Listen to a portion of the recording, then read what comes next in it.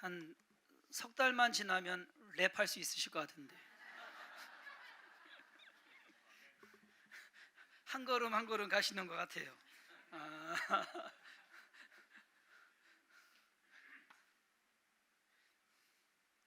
저는 나이 들었다고 생각을 안 하는데 가끔 찬양하다 보면 내가 나이 들었구나. 왜냐면 박자를 못 따라가요. 특히 오늘 이러한 가사 중간에 막 하는 말은 저도 힘들거든요. 어쨌든 감사합니다. 이렇게 더 열심히 연습하시면 이제 진짜 우리 지휘자님이 랩도 어떻게 시도를 해보시지 않을까. 중간에 막 뭐 하는 거. 10시 예배는 인원이 많아서 좀 덥습니다. 에어컨을 좀 하게 틀긴 하지만은 좀 그래요. 그러니까 여러분들이 좀 이해를 하시고 무더운 여름 잘 나시기를 바랍니다. 요즘 뭐 잘 버티는 거죠. 뭐 그래서 잘 버티세요.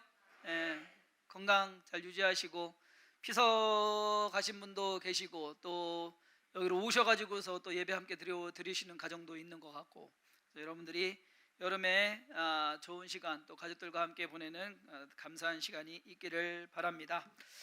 예루살렘 교회에서 초대교회가 시작이 됐습니다. 그리고 믿는 자들이 많아졌습니다. 그 많아진 사람들이 어떻게 됐는지 사실상은 몰라요. 흐름이 사도행전에 쓰여진 그것으로 인해서 예루살렘 교회에서 안디옥 교회로 그 주축이 옮겨가는 것을 우리가 볼 수 있습니다. 스데반의 순교를 통해서 박해가 시작되고요, 그것을 통해서 사람들이 흩어져 가서 자기가 있는 자리에서 복음을 전합니다. 그러니까 비공식적이죠. 나름대로 복음 전해서 예수에 대해서 이야기하고 구원에 대해서 이야기하고 그리고 믿는 자들의 수가 많아지고, 오늘 본문 말씀에서는 이 비공식적인 것이 공식화되는 무언가의 일이 시작이 됩니다. 무언가 차원이 좀 다른 전도가 오늘 성령의 역사하심을 통해서 시작되는 것을 우리는 볼 수 있습니다.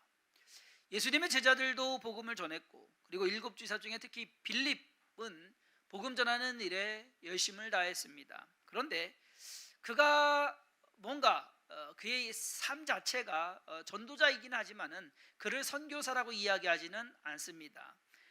사도행전 21장 8절에 보면 그를 전도자로 표현하고 있습니다. 어떻게 보면은 목회를 직업적으로 하는 사람을 목사라고 하는 것처럼 전도를, 복음 전파를 직업으로 하는 사람을 선교사라고 해야 되는 것이 맞지 않을까.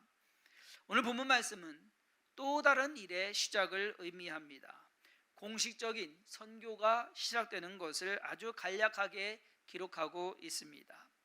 저는 오늘 본문 말씀을 가지고 선교의 시작이라는 제목으로 초대교회의 복음 전파의 사역이 이렇게 어떻게 시작이 되었고 이루어져 가고 있으며 변화되었는지 살펴보기를 원합니다. 그 속에서 우리 교회가 또 저와 여러분들이 해야 되는 그러한 믿음의 일, 사역의 일을 한번 생각해보는, 시작함에 있어서 우리 자신을 돌아보는 그러한 기회가 되기를 바랍니다.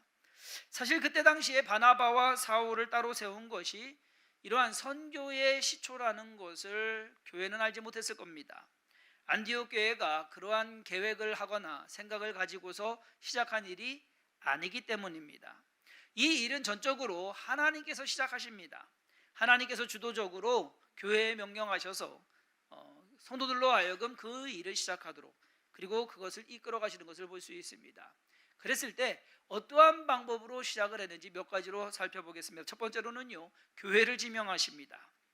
그 당시에 이제 큰 교회라고 한다고 한다면 예루살렘 교회와 안디옥 교회 두 교회가 있습니다. 하나님께서는 예루살렘 교회로 하여금 선교회를 하도록 하실 수도 있었습니다. 하지만 하나님께서는 그것을 예루살렘 교회에 맡기지 않습니다. 예루살렘 교회라고 하면 사도들이 있습니다. 그리고 제자들이 있습니다. 예수님 때부터 보았던 그러한 사람들도 많이 있습니다. 그리고 7 집사처럼 열심을 다해서 하나님의 일을 하는 사람들도 있습니다. 그 중에서 따로 세워서 선교를 보내실 수도 있었는데 하나님께서 그렇게 하지 않으셨습니다. 여러분, 하나님이 차별하십니까? 안 하십니까?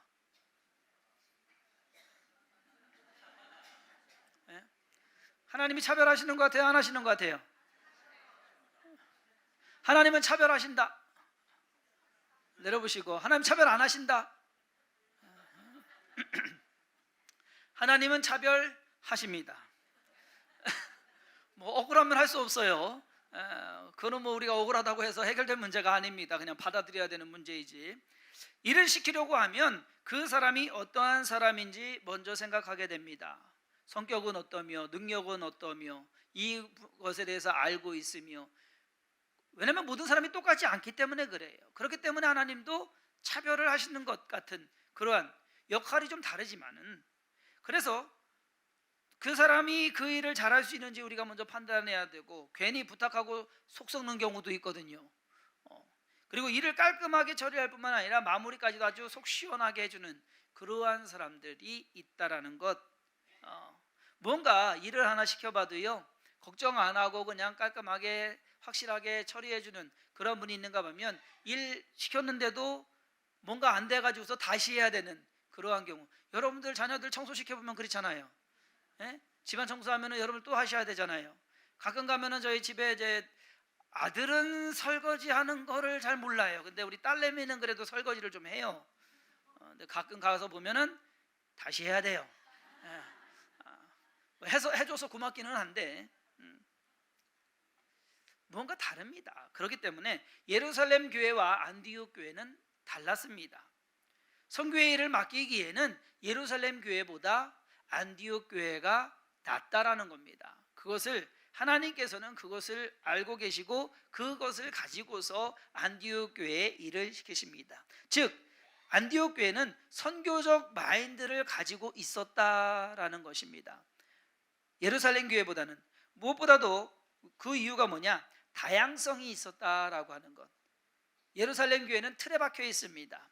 히브리인이라는 그 틀, 그리고 유대인이라는 그 틀, 그리고 정통이라는 그 틀 안에 박혀 있습니다. 그런데 안디옥 교회를 가장 쉽게 그리고 가장 정확하게 설명하고 있는, 표현하고 있는 말씀이 사도행전 13장 1절의 말씀입니다. 안디옥 교회에 선지자들과 교사들이 있으니 곧 사도는 없습니다. 곧 바나바와 니게르라 하는 시므온과 구레네 사람 루기오와 분봉왕 헤롯의 젖동생 마나인과 및 사울이라. 요 한 절이요, 안디옥 교회를 정확하게 묘사하고 있다라는 것. 어떻게 묘사하고 있느냐? 자, 여기에서 첫 번째로 얘기가 나온 바나바, 그리고 마지막에 나온 사울, 이 두 사람은 정통 유대인입니다. 아주 골수 유대인입니다. 바나바는 레위 지파 사람이고요, 제사장 집안입니다. 그리고 사울은 베냐민 지파입니다. 그런데 바리새인 중에 바리새인이요, 유대교에 정통한 그러한 사람이었습니다. 그러니까 정통의 유대인인데, 그 사람과 더불어서 있는 사람이 누구냐? 오늘 말씀에 보면 니게르라 하는 시므온이라고 합니다. 이 사람은 니게르라 하는 시므온, 그러니까 이름이 둘인지 아니면 별명을 가지고 있는 것인지 아니면 표현을 그렇게 하는 것인지. 왜냐하면요, 니게르라는 말이 니그로라는 말입니다. 니그로가 무슨 뜻이에요? 8시 예배에 딱 말했더니만 니게르가 무슨 뜻이에요? 그러니까는 우리 옥산에서 오시는 어르신이 그러더라고요. 껌둥이.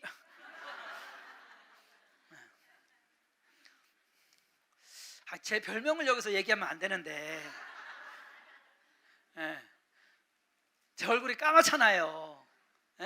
제 별명 뭔지 아세요? 모르시면 됐어요. 그냥 그런가 보다 하시면 돼요. 어려서부터 친구들이 부른 별명이 있어요. 깜수라고. 까맣다고 해가지고서.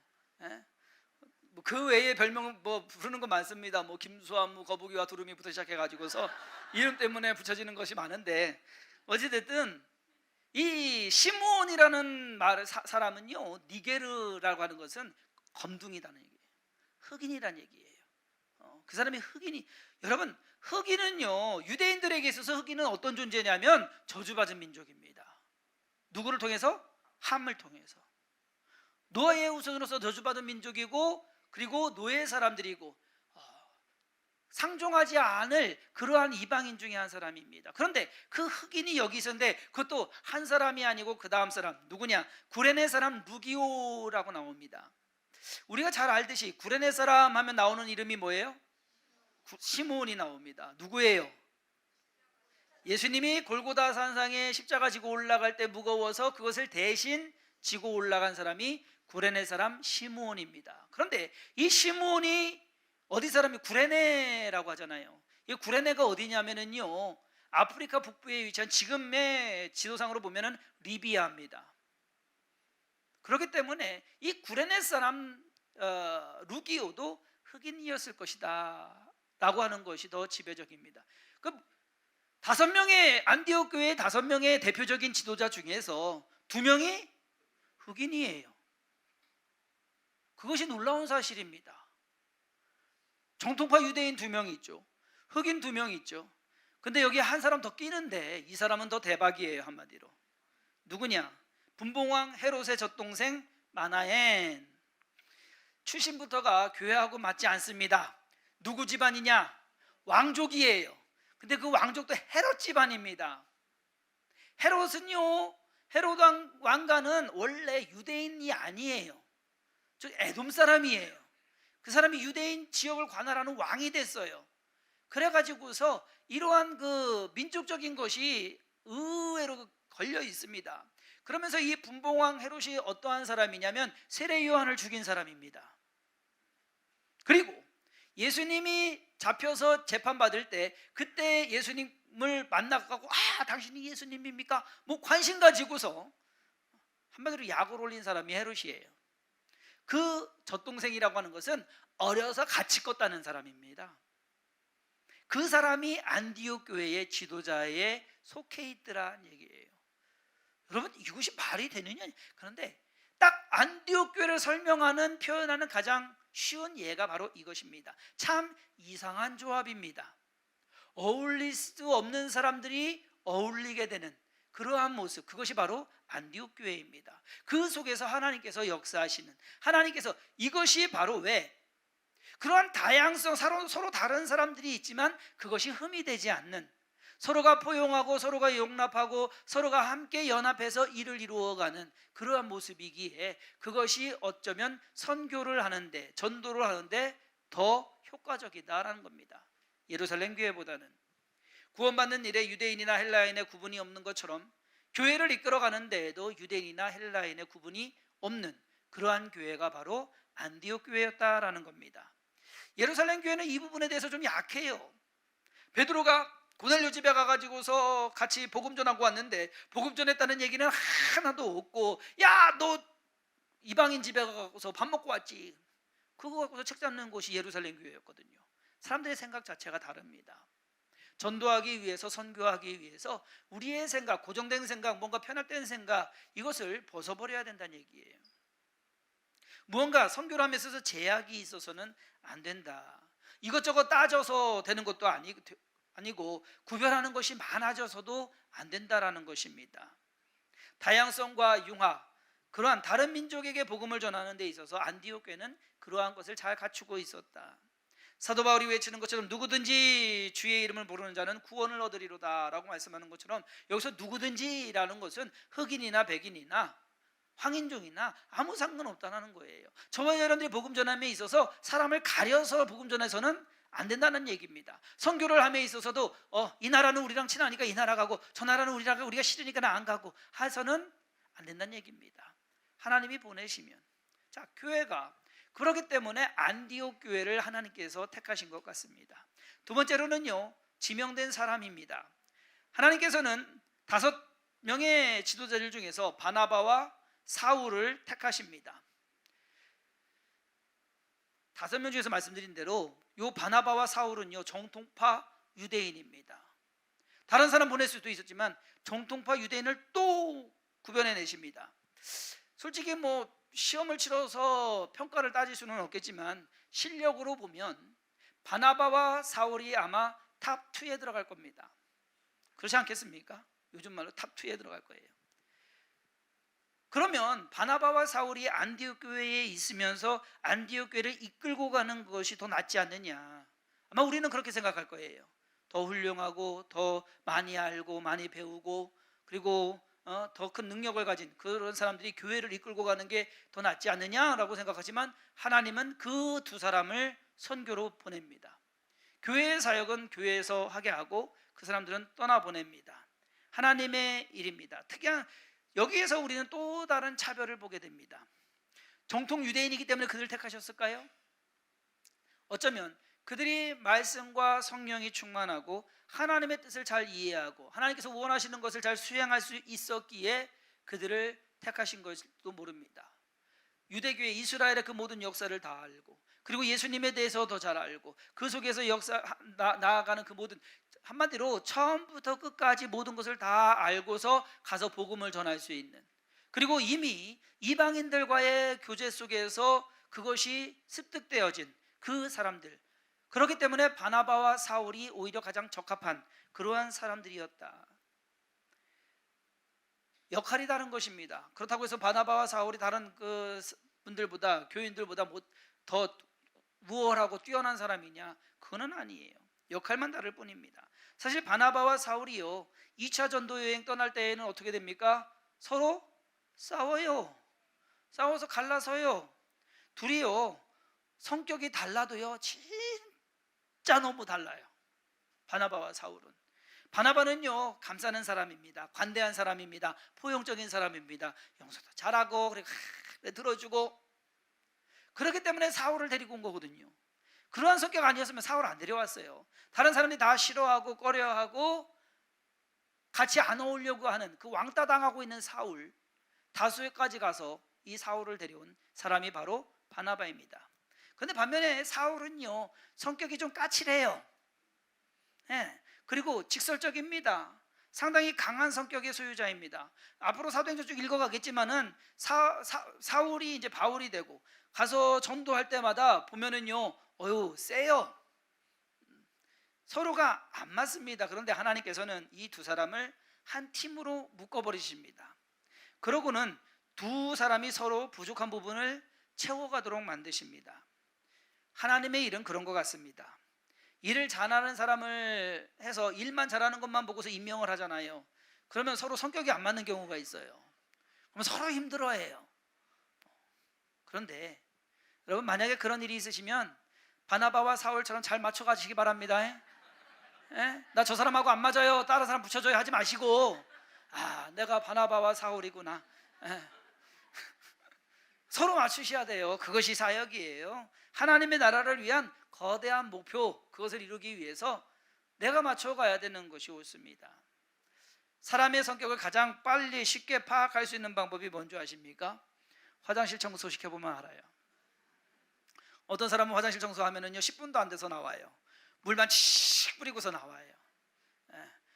그런데 어떤 사람은요 화장실 청소하면은요 아예 문까지 닫고 그러고서 고무장갑 끼고 락스까지 뿌려가면서 보이지 않는 세균까지 다 죽이는 그런 사람도 있습니다. 만약에 여러분 생각을 해보세요. 두 사람을 같이 붙여놓고서 화장실 청소해라 하면은 이거는 싸움 시키는 거예요.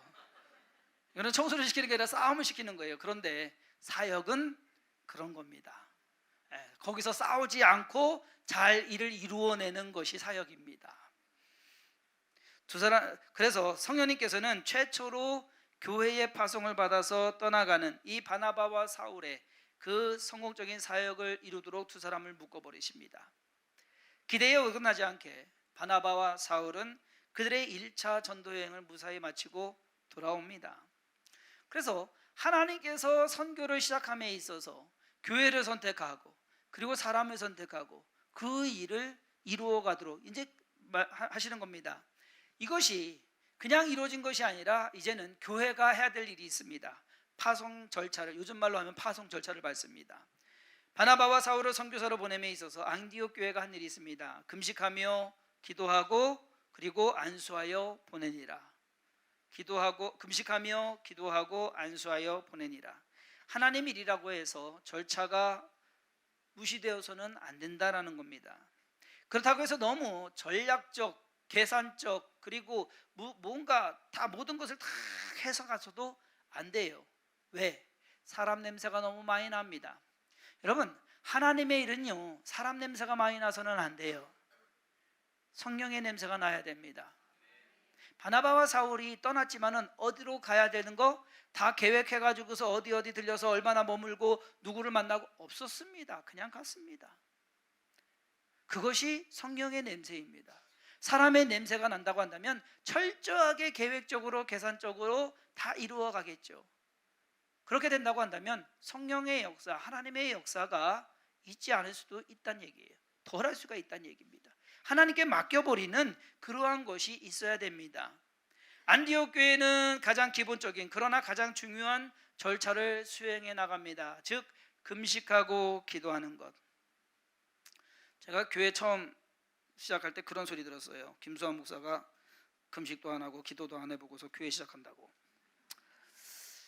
그래서 그분이 제가 기도를 안 했는지 금식을 안 했는지 아시는지는 모르겠지만, 그러면 반대로 금식도 안 하고 기도도 안 하고 이만큼 했으면 그게 기적 아닙니까?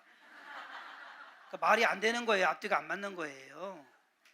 이것은 그렇게 그냥 무조건적으로 그렇게 하면은 왜냐면은 저도 알거든요. 제가 한 거 아니라는 거. 여러분도 아시잖아요. 여러분이 하신 거 아니라는 거.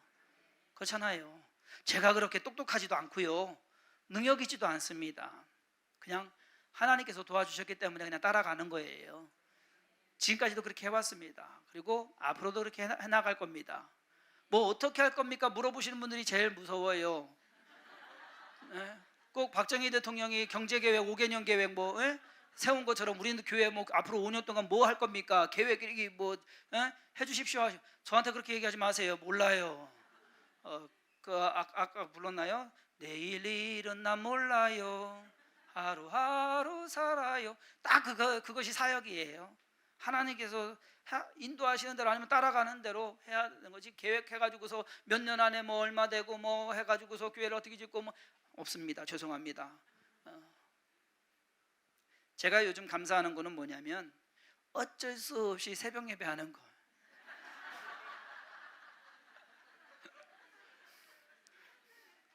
이거 감사하거든요. 왜?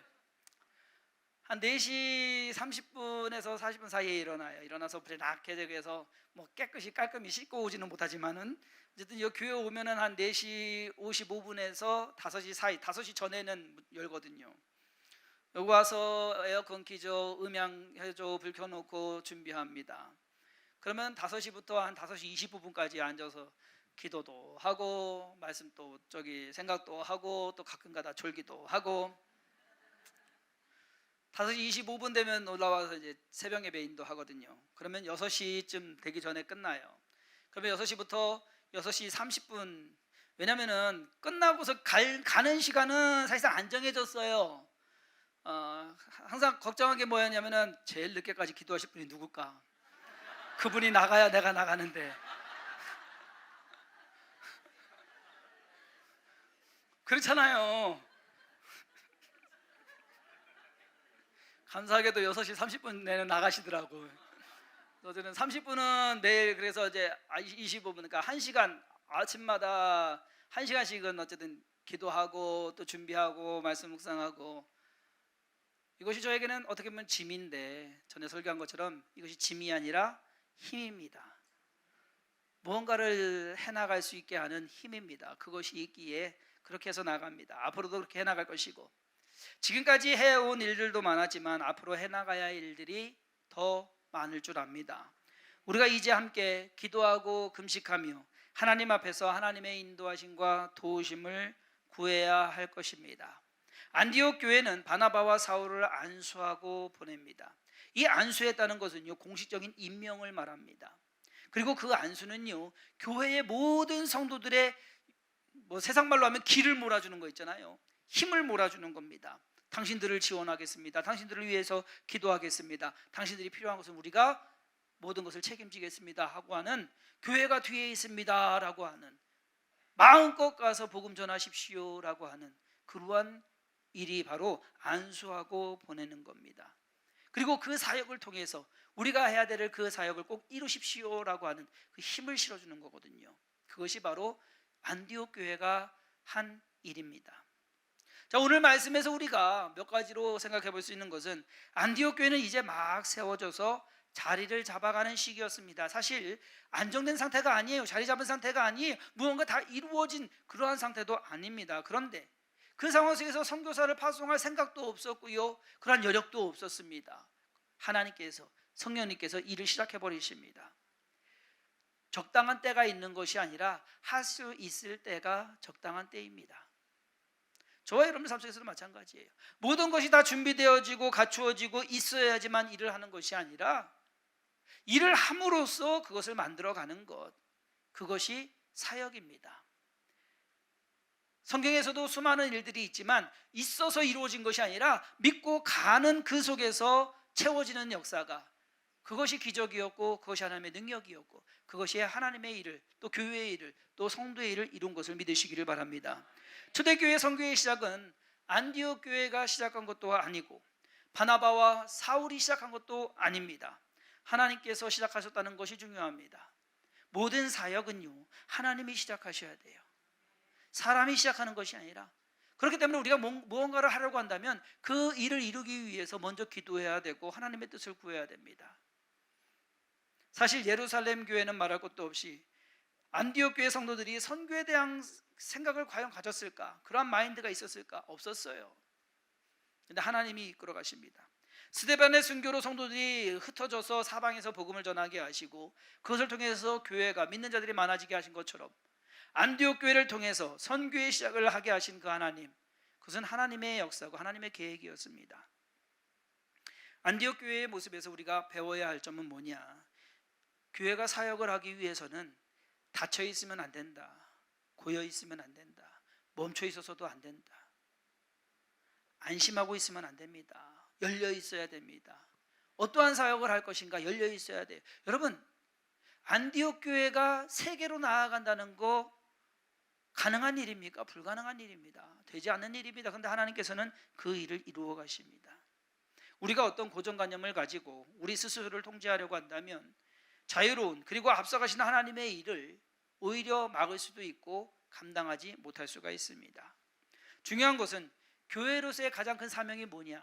저와 여러분들이 해야 되는 것이 뭐냐? 복음 전파입니다. 영혼 구원입니다. 그 일을 위해서 어떠한 방법이 필요하냐? 무엇을 해야 되느냐? 우리가 그것을 찾아야 되고 고민해야 되고 기도해야 됩니다. 이제 주성김 교회가 나눔과 선교를 시작하려고 합니다. 어떻게 보면 사도행전 처음부터 말씀해 나가면서 교회도 하나하나 준비해 나가면서 뭔가 잘 맞아떨어지는 것 같아요. 감사하게도 이 교회를 통해서 이루고자 하신 하나님의 일을 꼭 이루어드리기를 간절히 소망합니다. 사실 작년 후반부터 제 머릿속에 자꾸 떠오르는 그러한 단어가 있었습니다. 나눔과 돌봄. 이 단어가 계속, 그러니까 그 생각을 했어요. 나눔과 돌봄, 나눔과 돌봄. 그래서 1월 달에 우리가 공동의회 할 때 제가 뭐 마치 다 계획하고서 교회 시작한 것 같아요. 근데 그런 거 없었거든요. 근데 나눔과 돌봄을 어떻게 할까라고 생각하다가 말씀드린 것이 교회의 재정 50%는 사역에, 교회 운영하는 데 사용하고 20%는 선교에 쓰고 20%는 나눔에 쓰고 그리고 10%는 저축하겠습니다. 근데 지금 돌아보니까요, 저축을 10% 넘게 했어요. 그럼 안 되는데. 어쨌든 이제 해나가기 시작해야 되는데 이제 자리를 잡아가려고 합니다. 그것을 할 수 있었던 건 뭐냐? 생각하고 있었기에, 그리고 그것을 준비하고 있었기에 가능한 것이 아니었나. 작년 12월 셋째 주에 안산에 있는 꿈의 교회, 김학종 목사님이 섬기는 교회에 예배를 드리러 갔습니다. 12월 셋째 주 하면 성찬절 일주일 앞두고서예요. 그럼 보통 설교 내용이 뭐예요? 성탄에 대한, 예수님의 탄생에 대한 그러한 내용입니다. 거의 뭐 마태복음이나 누가복음 본문입니다. 그런데 김학종 목사님 그날 설교하는 설교 본문이 어디였느냐? 오늘 읽은 사도행전 13장입니다. 이 말씀 읽고 설교 제목이 뭐였느냐? 제대로 시작하십시오. 저기 무슨, 저 솔직히 깜짝 놀랐어요. 아니 성탄절에만 설교를 해야지 왜 하필이면 사도행전 13장을 설교하면서 제대로 시작하라고. 안디옥 교회가 사역을 시작함에 있어서 오늘 본문 말씀에서 말하는 것이 제대로 시작한 거란 얘기예요. 하나님의 뜻을 구하며 하나님의 인도하심을 따라 순종하며 그리고 그 일을 제대로 이루어가는 것, 그것이 사역이다라는 겁니다. 주성김 교회가 이제 시작하려고 하는 선교와 나눔이 제대로 시작되기를 간절히 소망합니다. 그러기 위해서 우리가 더 많은 기도가 필요하고 더 많은 관심과 헌신 그리고 봉사가 있어야 할 것입니다. 모두가 한 마음으로 하나님의 일에 쓰임 받는 것에 감사하며 안디옥 교회가 복음 전파의 새로운 지평을 열었던 것처럼 주성긴 교회가 올바른 교회의 새로운 지평을 열게 되는 그러한 은혜와 그러한 축복이 있기를 간절히 축원합니다. 기도하겠습니다. 하나님 감사합니다. 오늘도 주 앞에 나와서 예배하게 하시고 또 말씀을 통해서 안디옥 교회를 보게 하시며 그 교회에서 우리의 자신의 모습을 돌아보게 하시니 감사드립니다. 진정 우리가 교회의 사명을 이루어가게 하여 주옵소서. 복음을 전하는 일에 게으르지 않게 하여 주옵시고 그 복음을 전하는 대상이 제한되는 것이 아니라 하나님의 능력 안에서 세계를 품고 나아갈 수 있는 그러한 역량을 우리에게 더하여 주시옵시고 그러한 마음과 그러한 생각과 그러한 능력을 충만케 하여 주옵소서. 우리가 하는 것이 아닙니다. 우리를 통해서 하나님께서 역사하시는 것입니다. 늘 그것을 믿고 깨달아 알게 하여 주옵시며 그 일에 쓰임받는 것에 감사하며 나아가는 교회와 성도가 되게 하여 주시옵소서. 하나님께서 주성긴 교회를 통해서 이루고자 하시는 그 모든 것 하나하나 한 걸음 한 걸음 믿고 나아가게 하여 주옵시고 성령의 크신 능력과 권능으로 충만한 그러한 모든 교회의 모습을 보이게 하여 주옵소서. 주께서 우리를 도우시고 인도하시며 함께 하심을 믿사옵고 예수님의 이름으로 간절히 축복하며 기도했사옵나이다. 아멘.